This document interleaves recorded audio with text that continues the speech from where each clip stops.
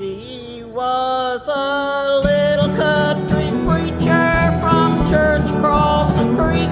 Preached hellfire and damnation till you felt it burn your cheek.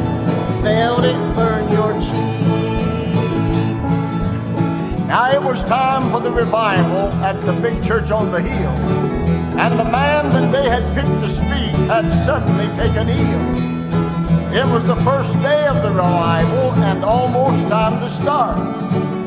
They were much in trouble, said the Reverend Mr. Sharp. Now he was the regular pastor, but of course it wasn't the thing for him to do the preaching at his revival there that spring. They always got a speaker from some other church or town, or at least they had till this time when their speaker had gotten down.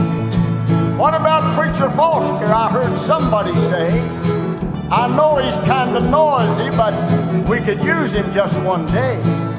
Now he was a little country preacher from the church across the creek. He preached hellfire and damnation till you felt it burn your cheek. Amen. He was a little country preacher from the church across the creek. Preached hellfire and damnation till you felt it burn your cheek. Felt it burn your cheek. Well, they went to see the preacher and he said that he would go. So they asked him to keep his sermon quiet and to take it kind of slow.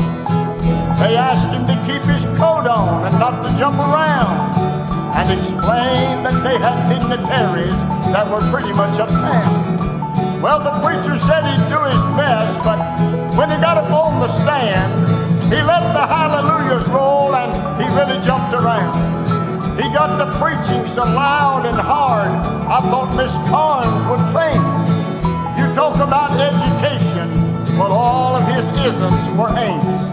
But he stayed right in that Bible and he stepped on people's toes.